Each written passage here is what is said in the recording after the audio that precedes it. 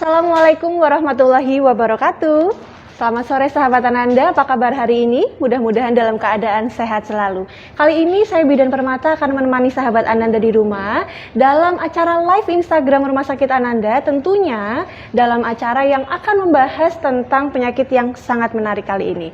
Nah, di luar mungkin masih cuacanya hujan ya, mendung, atau mungkin tadi ada yang hujan angin ya, tetapi tidak mengurangi semangat kita untuk belajar bersama, sharing ilmu bersama, tentunya dengan dokter spesialis anak di sebelah saya. Sudah ada Dr. Nur Faiza. Selamat sore dokter. Sore. Sehat dok? Alhamdulillah. Waalaikumsalam warahmatullahi wabarakatuh. Tetap seger ya dok, walaupun hujan ya dok? Alhamdulillah. Harus tetap sehat ya dok ya? Baik, insya Allah. Mudah-mudahan sehat selalu nggih. Nah, Amin. Dokter Nur, kalau kali ini kita akan membahas tentang tema yang menarik nih dokter. Jadi kemarin tim promosi kesehatan Rumah Sakit Ananda itu sempat melihat registernya poli anak nih dokter. Ternyata dilihat di registernya, itu persentase tentang asma pada anak itu lebih tinggi nih dokter dibandingkan dengan penyakit yang lainnya dokter. Maka dari itu kali ini kita belajar bersama ya dok ya, sharing ilmu tentang asma pada anak. Nah, supaya kita semuanya lebih paham, Bunda di rumah lebih paham nih dokter, mungkin bisa dijelaskan dulu asma itu apa dokter? Terima kasih. Jadi memang akhir-akhir ini saya menjumpai kasus asma di poli anak itu hampir tiap hari ada ya, meskipun satu. Betul. Hari ini pasien sedikit tapi juga ada asmanya. Asma lagi ya dok? Ya, asma yaitu penyakit saluran napas ya. Jadi itu merupakan radang kronis di saluran napas sehingga menyebabkan sesak napas dan hiperreaktivitas dari saluran napas. Kronis yaitu lebih dari 14 hari. Itu yang dikatakan penyakit kronis. Kemudian hiperreaktivitas itu artinya saluran napas itu membuat reaksi yang berlebihan. Jadi kalau ada pemicu itu otot-otot di saluran napas itu memberikan respon yang berlebihan, namanya bronkokonstriksi. Jadi menciut berlebihan. Jadi kalau anak yang tidak mempunyai bakat asma itu tidak berlebihan sehingga tidak sampai sesak, tapi pada asma karena saluran napasnya jadi sempit, lagi ada peradangan, jadi akan menimbulkan rasa sesak. Biasanya dokter, gejala yang ditimbulkan apa aja nih dokter pada anak khususnya? Ya, ini mungkin kadang-kadang sering ibunya kurang perhatikan ya. Iya. Nah, gejalanya yaitu mengi, ya, ngik, ya, ini mengi berulang, artinya pernah mengi lagi, atau dan atau batuk kronis yang berulang, dan sifatnya episodik, artinya pada waktu tertentu, yaitu terutama pada malam dini hari. Dan ini timbul biasanya ada pencetusnya. Misalnya adanya aktivitas fisik, kemudian mungkin musim yang tidak menentu ya dok. Betul. Mungkin ya lingkungan yang kemudian sebagai pemicu itu akan timbul gejala mengi atau batuk tersebut. Dan ini biasanya ada riwayat alergi dari anak maupun orang tuanya, atau atopik. Nah, ini kadang-kadang orang tua itu adakah alergi bapak ibu? Enggak ada yang asma. Tapi ternyata suka bersin-bersin pada waktu ada debu, itu namanya alergi. Jadi penyakit alergi memang itu sifatnya genetik diturunkan dan biasanya menetap. Berarti alergi itu juga bisa menimbulkan asma sebetulnya gitu dok? Jadi alergi itu bisa bukan asma. Asma itu merupakan salah satu penyakit alergi. Tidak semua alergi orang tua menurunkan alergi ke anaknya itu mesti asma, enggak mesti. Orang tuanya alergi tapi tidak asma, anaknya asma. Hanya resiko kalau orang tuanya asma, anak akan asma lebih tinggi resikonya. Kalau salah satu orang tua itu asma, itu 3 kali dari resikonya dibanding yang orang tuanya nggak asma. Oh, Kalau kedua orang tua asma, resikonya jadi 6 kali risiko anaknya menjadi asma. 2 kali lipatnya ya dok. Jadi kalau Berarti dari orang nggih. tuanya. Betul. Tetapi bisa juga ya dok ya, ketika orang tua tidak ada riwayat asma, anak kena asma juga tadi sudah dijelaskan bisa juga ya, bisa. dok. Dia orang tuanya hanya alergi, Iya. bersin-bersin aja, nggak ringan kalau pagi, kalau ada debu, Nggih. anaknya bisa asma.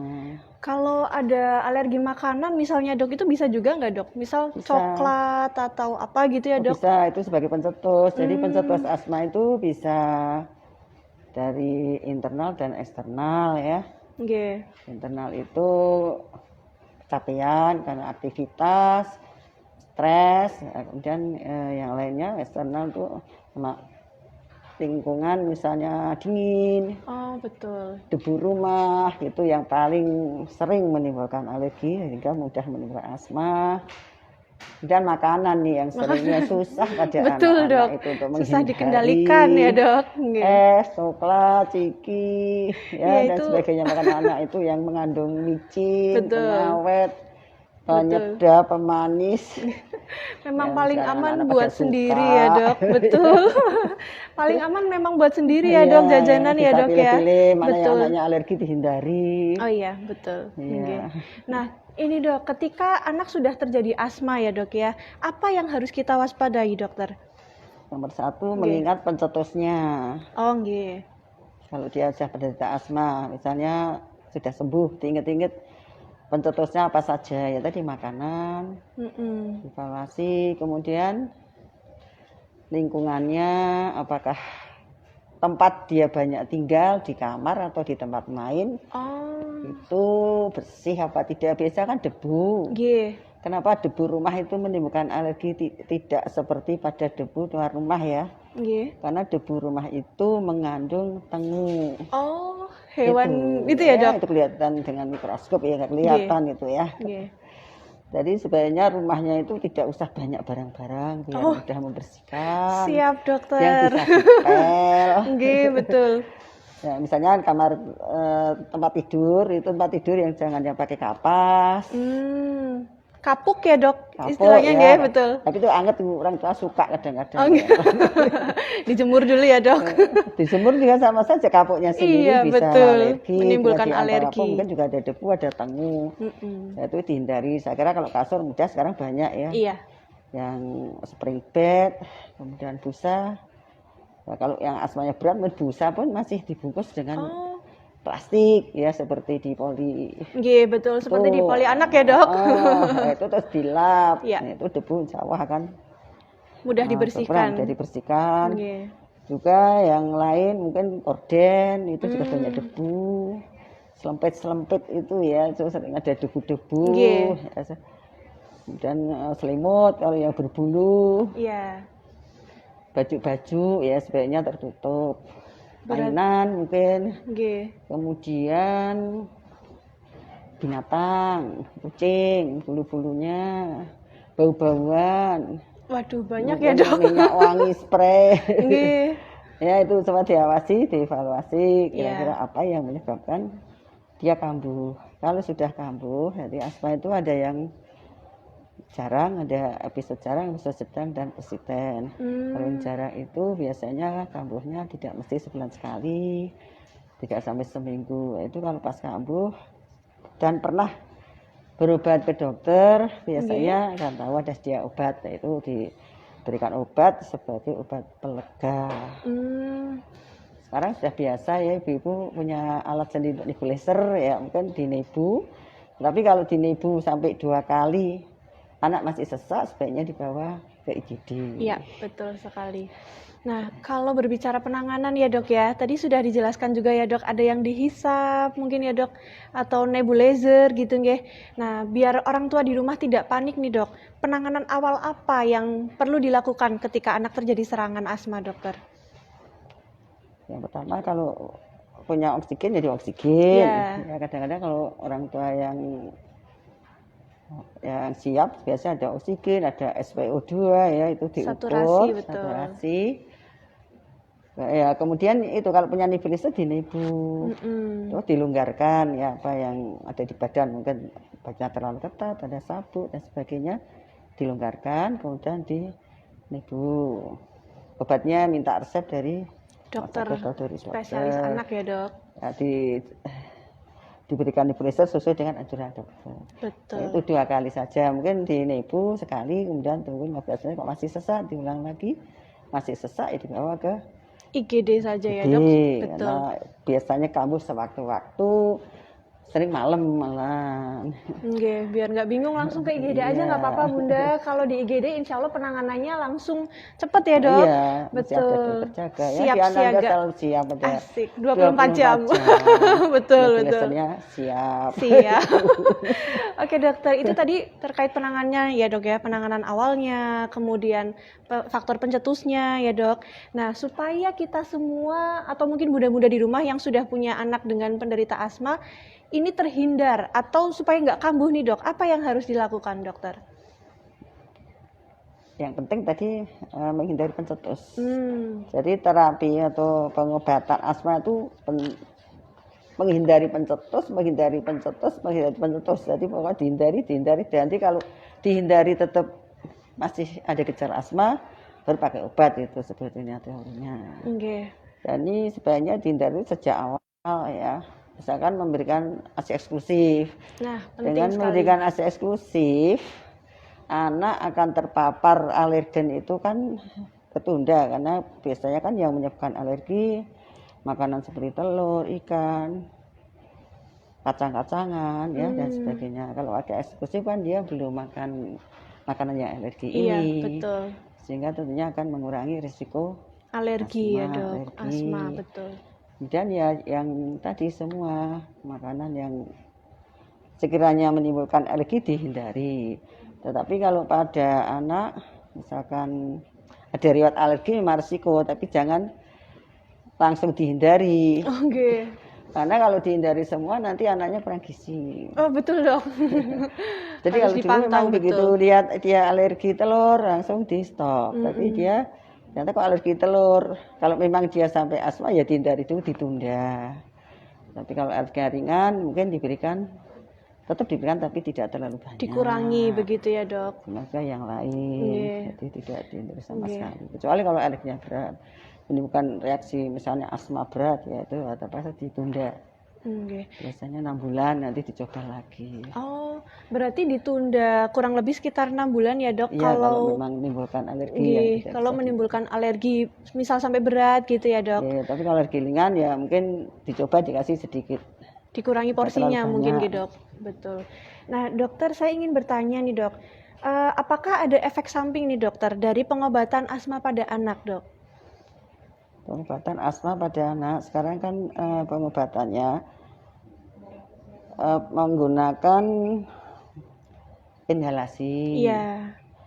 Obat inhalasi ini menggunakan dosis yang kecil. Kemudian dia tepat sasaran, langsung masuk ke saluran napas sehingga tidak menyebar ke seluruh tubuh. Jadi ya hampir tidak menimbulkan alergi, kecuali dosis yang besar itu ya, tapi ya minimal ya mungkin dibanding dengan kalau yang diminum. Yang diminum itu diberikan kalau memang dengan inhalasi tidak berhasil, itu baru diberikan.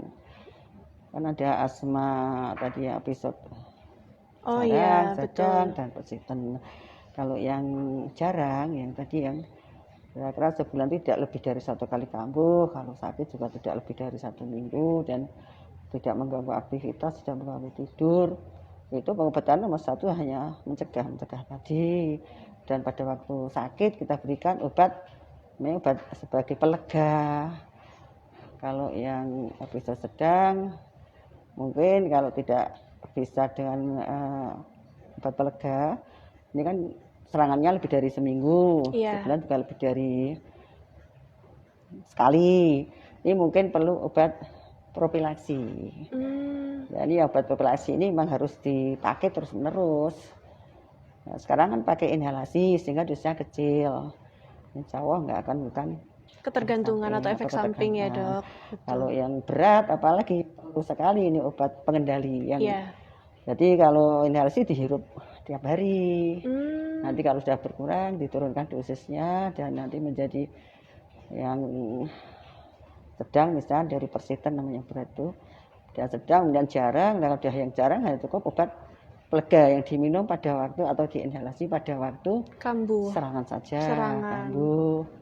Dan terus menghindari pencetus itu yang penting. Betul. Paling penting satu ya, Dok, menghindari pencetus ya, Dok ya. Kemudian yang lainnya tadi sudah dijelaskan sangat banyak dan jelas oleh Dr. Nur Faizah. Nah, kita akan membacakan pertanyaan dulu dari sahabat Ananda yang ada di rumah. Ada 2 pertanyaan yang sudah masuk, kita bacakan yang pertama nih, Dr. Nur. Dok, apakah asma bisa disembuhkan total nih, Dr. Nur? Pertanyaan yang pertama mungkin bisa dijawab dulu, dokter. Oh ya, asma tadi kan merupakan penyakit alergi. Ya. Dan ini merupakan genetik ya, diturunkan alerginya. Sifat alergi ini pada orang itu menetap, jadi bawaan alergi tidak akan hilang selamanya. Cuman asma bisa dikendalikan, yaitu ya tadi menghindari pencetus. Iya, betul. Misalkan aktivitas ya jangan sampai kecapean, emosi jangan stres. Kemudian juga makanan yang ternyata sudah diketahui itu menimbulkan alergi ya jangan diberikan. Dan lingkungan misalnya dingin ternyata menimbulkan serangan, jadi pakai AC jangan terlalu dingin. Kemudian debu ya, yang paling saya itu debu, pokoknya rumah harus bersih. Betul. Tidak usah banyak barang-barang. Jadi kamar itu kayak lapangan aja, tempat tidur kok. Seperlunya ya, Dok. Seperlunya dipel terus, jangan sampai ada debu rumah. Betul. Terus misalkan beli mebel, sofa ya kalau bisa yang bisa dilap. Iya. Karena kalau yang buludru ya, iya betul. Itu kan bulunya sendiri atau ada temunya juga. Yang hewan juga kucing itu bulunya juga berak. Mudah terbang ya, Dok. Risiko ya, jangan burung, anjing. Betul. Yang penting perilaku hidup bersih dan sehat juga ya, Dok. Jangan lupa cuci tangan juga, sering cuci tangan kayak gitu, Dok. Betul, Juga ini menjaga supaya jangan kena infeksi saluran napas, karena infeksi saluran napas itu juga merupakan pencetus, karena ada virusnya, ada bakterinya. Ya, bagaimana supaya tidak mudah kena infeksi saluran napas? Imunisasi. Misalnya imunisasi influenza. Ya, betul. Jaga status gizinya, jangan sampai kurang gizi, jangan sampai obesitas. Karena obesitas itu juga daya tahannya akan menurun. Karena pada obesitas itu juga terjadi peradangan walaupun tidak kelihatan. Jadi akan lebih mudah risiko asma kambuh dibanding yang tidak obesitas. Jadi kemudian lingkungan ya. Mudah-mudahan itu bisa menjawab pertanyaan yang nomor 1 ya, sahabat Ananda. Kita beralih ke pertanyaan yang nomor 2. Dok, saya alergi debu dan dingin, tapi tidak ada riwayat asma. Apakah anak saya bisa terjangkit asma nih, dokter?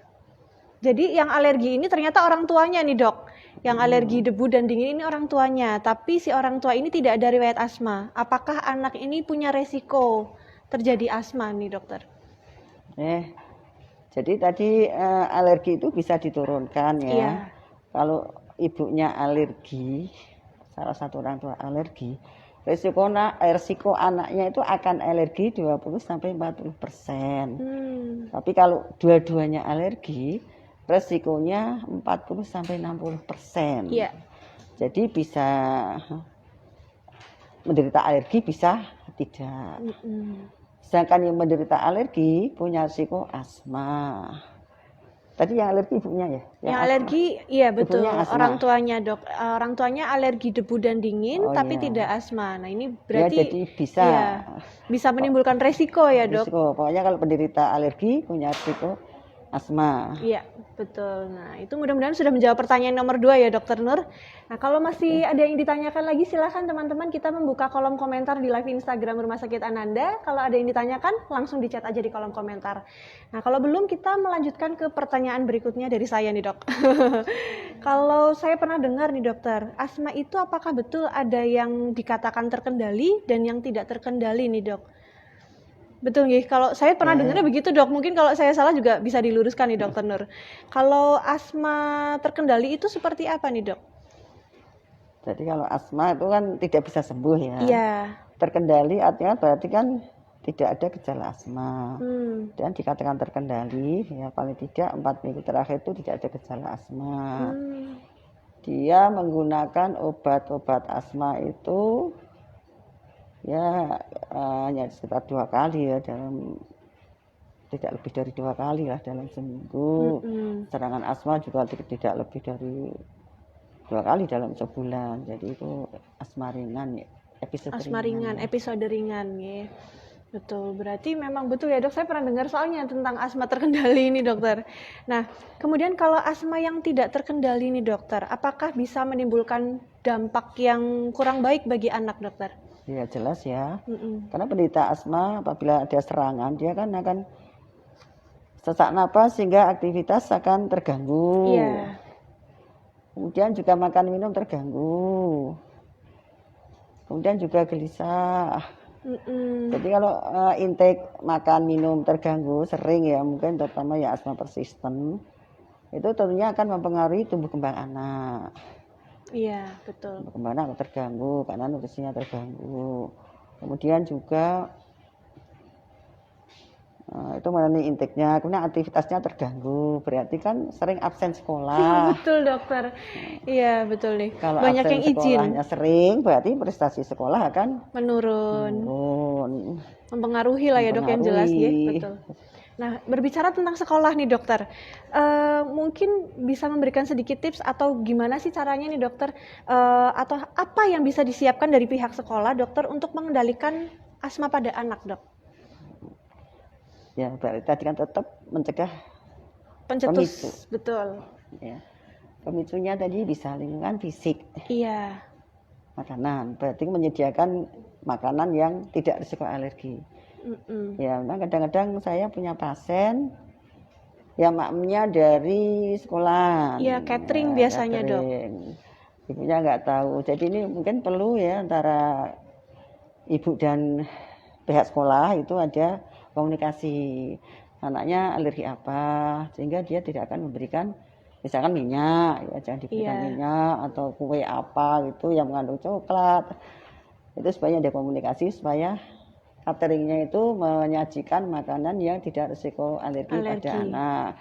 Ya mungkin juga jajan-jajan di sekitar itu ya, kantin-kantin yang jualan makanan yang suka alergi, itu sebenarnya diawasi oleh pihak sekolah. Kemudian lingkungan ruang sekolah, mungkin kalau pakai AC jangan terlalu dingin. Kemudian juga debu lagi tadi, paling banyak debu, harus sebersih mungkin ruang sekolah. Kemudian juga bau-bauan, mungkin kasih pengharum yang sebetulnya anak yang tidak asma tidak apa-apa, tapi untuk penderita asma mungkin dia alergi jadi bersin-bersin, bisa kambuh asmanya. Dan kapur, tahu sekarang sih sudah nggak ada kapur ya. Spidol ya, Dok, sekarang pakainya whiteboard. Ya, bau-bauan. Dan untuk fisik, jadi anak asma itu boleh olahraga, tapi harus diingat juga pencetusnya harus dihindari. Misalnya di luar sekolah udara dingin, ya sebenarnya jangan pas udara dingin.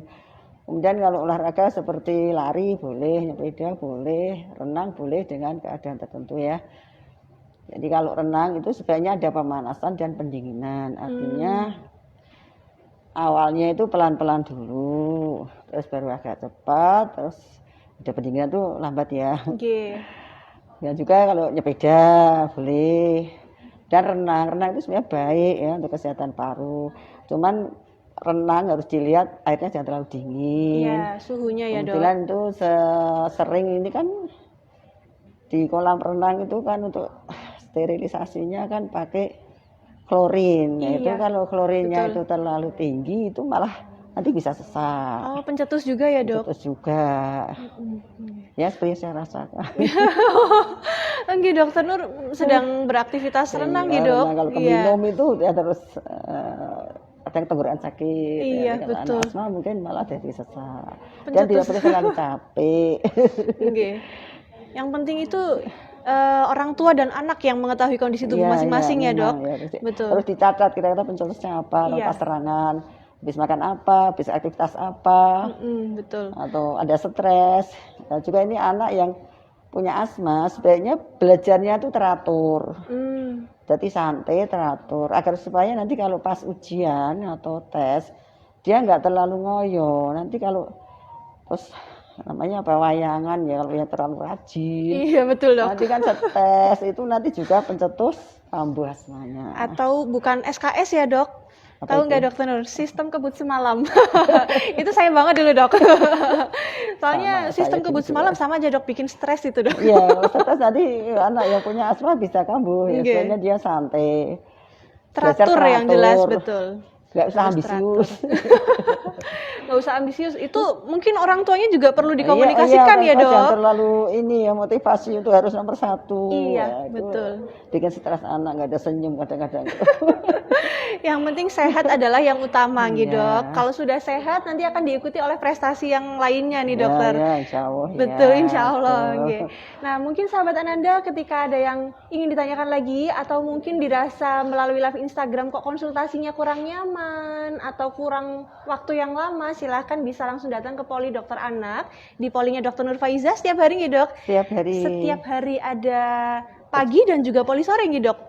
siang ya. Pak sekarang. siang nggih, poli Sementara pagi dan siang. siang. Nggih, mudah-mudahan sehat selalu ya, Dok. Amin, amin. Jadi nanti pasien-pasien di Ananda bisa selalu berkunjung untuk konsultasi aja nih. Jangan karena sakit ya, Dok ya. Nah, kalau belum ada yang ditanyakan dokter, kita sedikit main mitos dan fakta. Ya, sahabat Ananda di rumah bisa ikut main tebak-tebakan dengan kita sekitar materi yang tadi sudah dibahas oleh Dokter Nur Faizah nih. Mitos fakta yang pertama, apakah asma dapat disembuhkan? Nah, ini dari pertanyaan yang tadi sudah disampaikan ya, Dok ya. Jawabannya adalah mitos ya. Jawabannya adalah mitos, betul, Dokter? Jadi Tidak sembuh bisa total ya. disembuhkan. Oke, betul. Hanya bisa dikendalikan. Dikendalikan, betul. Kalau Dihindari. terkendali, anak bisa aktivitas seperti yang lain. Nggih. Yang Dan penting sebagainya. dihindari pencetusnya itu tadi, nggih. Kemudian yang kedua, penggunaan inhaler apakah akan mengalami ketergantungan, Dokter? Tidak. Jawabannya mitos berarti ya, Dok. Tidak mengalami ketergantungan karena semuanya sudah sesuai dengan kebutuhan ya, Dok. Ya. Oke. Kemudian mitos fakta yang ketiga. Asma dapat kambuh bila berada di tempat yang lembab, Dokter. Apakah mitos atau fakta, Dokter? Jadi bukan karena lembabnya ya. Cuman kalau lembab itu biasanya kan banyak jamur, Iya. debu, kecoa. Nah, itu mungkin yang bisa menimbulkan pencetus ya, bukan kelembabannya. Bukan kelembapannya, nggih. Memang lebih ke arah berdebu ya, Dok, sebetulnya, nggih. Iya, kalau lembab jamur dinding-dinding. Iya. Debu dindingnya memang. itu kan sering ada jamur tuh ya. Nggih. Itu jamur juga merupakan pencetus. Iya, betul. Tapi lebih ke yang berdebu memang, nggih, Dok. Kayak Iya. tungau itu kan memang di area yang berdebu itu, nggih. Iya, iya terutama Oke. itu. Kemudian yang mitos fakta berikutnya, Dokter. Penderita asma apakah tidak boleh berolahraga, Dokter? Nah, tadi Sudah boleh dijelaskan ya, tadi boleh. ada pemanasan, ada pendinginan. Iya. Tidak boleh terlalu capek. Betul. Yang penting itu tadi, yang mengetahui kondisi fisik masing-masing adalah si penderita itu dan juga orang tuanya harus ikut memantau ya, Dok. Iya, harus itu. Betul, orang tua. harus ikut memantau, mengawasi dan mencatat, mengingat nih apa aja faktor pencetus yang menimbulkan si anak ini menjadi serangan. Begitu. Nah, itu tadi ternyata mitos fakta yang sudah kita bahas juga sekalian di materi yang hari ini sangat menarik, Dokter Nur. Tidak terasa ternyata sudah 30 menit, Dok. Iya. Mungkin kapan-kapan lagi ya, Dok ya. Mungkin dengan tema yang lebih Insya menarik lainnya gitu, Dok. Allah, Mudah-mudahan bermanfaat. Mudah-mudahan bermanfaat. Insya Allah sangat bermanfaat, Dok. Ini saya juga jadi lebih paham. Oh, ternyata asma itu tidak bisa sembuh gitu, nggih. Kemudian apa aja nih yang harus dihindari ketika seseorang sudah menderita asma supaya tidak kambuh atau tidak kena serangan, yaitu menghindari faktor pencetusnya. Dan mungkin bisa sedikit disimpulkan bahwa asma itu bisa dicetuskan atau ditimbulkan oleh alergi ya dok. Dan yang menurun itu sebetulnya adalah alerginya, nggih, bukan asmanya ya dok. Yang menurun adalah alerginya, karena alergi itu genetik. Nah, itu tadi kembali harus menghindari faktor pencetusnya. Ada yang ingin ditambahkan dokter mungkin untuk kesimpulan? Ya, untuk ibu-ibu yang punya anak asma, ya supaya lebih perhatian sama putra-putranya, baik dalam lingkungan di rumah atau memberikan makan, mengawasi jajannya, kemudian juga mengawasi bagaimana di sekolahnya, kegiatannya, agar supaya asmanya tidak kambuh ada serangan lagi. Ya, baik kalau misalkan nanti kambuh pun silahkan ya Bunda, tadi sudah dijelaskan juga bagaimana penanganan awalnya supaya Bunda di rumah tidak panik. Nah, kalau sudah terjadi serangan asma dan Bunda mungkin masih bingung, silahkan bisa langsung aja dibawa ke IGD Rumah Sakit Ananda Purwokerto. Insya Allah 24 jam akan siap melayani Bunda semuanya. Nah, terima kasih Dokter Nur atas waktunya. Sama-sama. Semoga sehat selalu dokter. Kita akan bertemu di lain kesempatan. Insya Allah. Saya akan sedikit promosi layanan Rumah Sakit Ananda nih dokter. Kita tadi baru aja memberikan iklan yang menurut saya sangat menarik dokter. Jadi kita sedang mengadakan promo terkait screening ke gawat. Sebentar, saya baca dulu dok, agak lupa soalnya nih dok. Jadi kita ada promo deteksi dini dan vaksin kanker serviks. Nah, harganya biasanya 2 juta sekian dok, tapi lagi promo nih, bisa sampai 1.862.000. Jadi lumayan 200.000 nih dok. Lumayan ya. Nah, itu sudah meliputi administrasi, kemudian pemeriksaan dokter spesialis kandungan 2 kali, dan ada pap smear 1 kali, serta vaksin HPV gradasi sebanyak 1 kali. Nah, itu menurut saya sangat menarik dokter. Terutama vaksin itu bisa diberikan anak di atas 9 tahun. Oh, wah, tambahan ilmu juga nih dokter.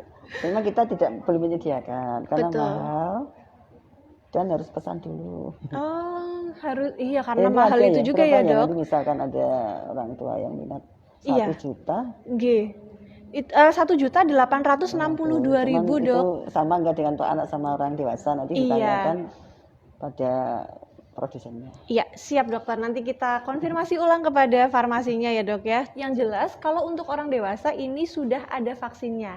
Nah, apakah itu bisa untuk vaksin anak di atas 9 tahun? Silahkan nanti Bunda bisa menanyakan kejelasannya langsung ke Instagramnya Rumah Sakit Ananda. Bisa melalui DM ya, atau bisa melakukan telepon ke CS kami di 636 417. Demikian informasi yang bisa kami sampaikan gitu dok. Mudah-mudahan membantu semua sahabat Ananda yang ada di rumah. Demikian, kita bertemu lagi di lain kesempatan. Selalu sehat, selalu bahagia, jadi tetap fit dan prima. Terima kasih, mohon maaf apabila ada salah kata. Wassalamualaikum warahmatullahi wabarakatuh. Salam sehat selalu. Terima kasih dok.